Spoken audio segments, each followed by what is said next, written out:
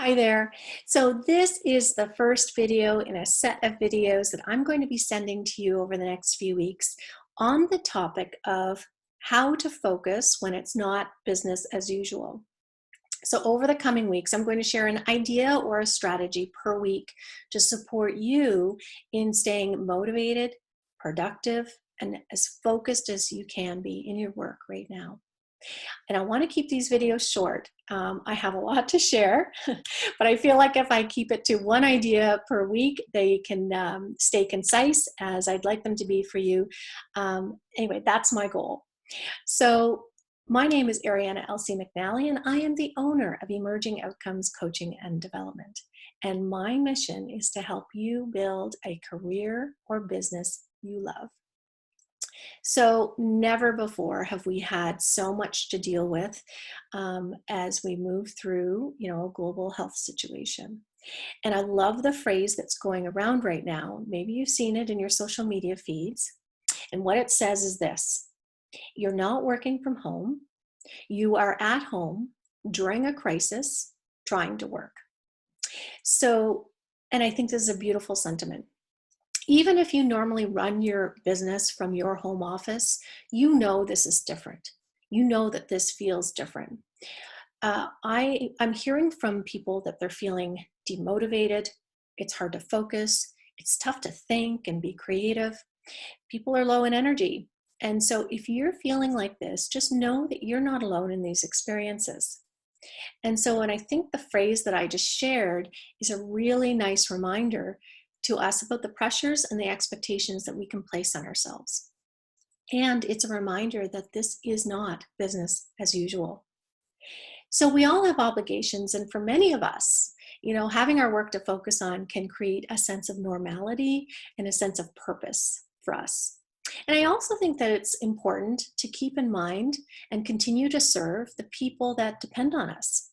So that's what I wanted to talk about today, is really how to focus when you need to be working right now or want to be working right now.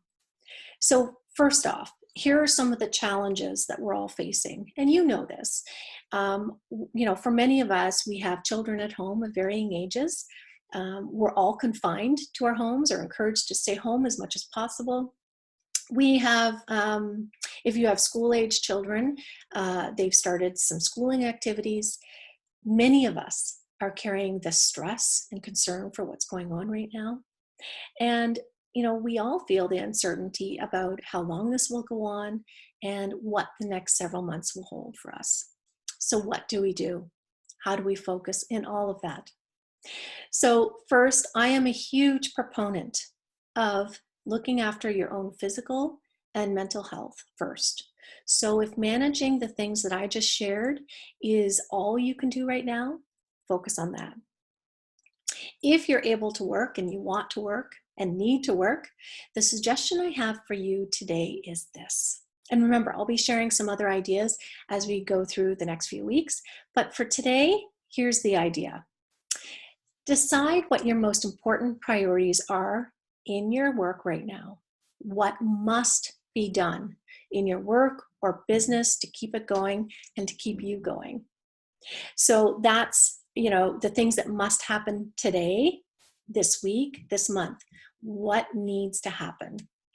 So these are the items. What we're looking for here are the items that if they don't happen, there are generally consequences. So make a list of all the things that you can think of that would need to be done. And so this is an opportunity to get out a sheet of paper and write down everything in your head that you can think of.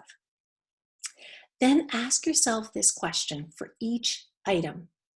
What is the consequence if this item doesn't get done? Okay. As you make your way down this list, the truly important tasks will start to emerge as you answer this question.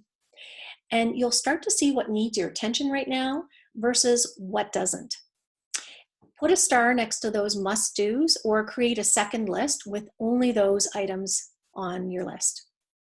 Then focus on those tasks and only those items first. If you're able to move to other things, that's great. Go for it. And you might find that some days you're able to do that and some days you're not.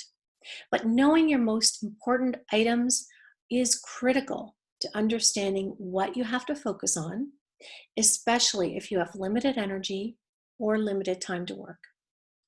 You might even try segmenting your to-do list into A, B, and C priorities, with A being your most important and your critical must-dos, to B's being the next important items if there's time, and then the C items are the nice-to-haves and maybe just not a priority right now.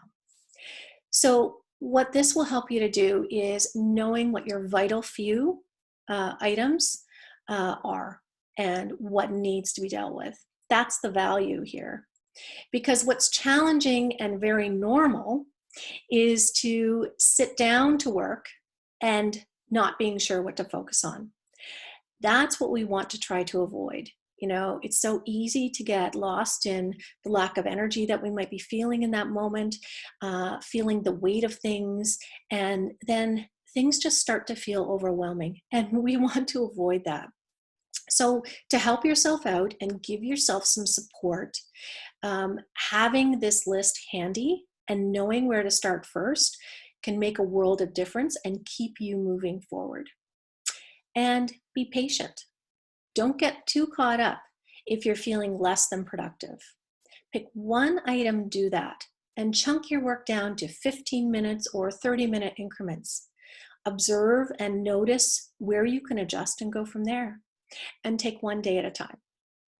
So please reach out if you have any questions at all about how to implement this for yourself. And so I really hope that this was supportive for you today. I will be sharing more ideas on this theme of how to focus when it's not business as usual.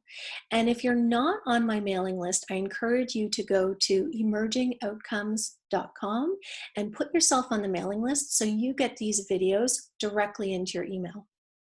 Stay well, take care, and we'll talk to you soon.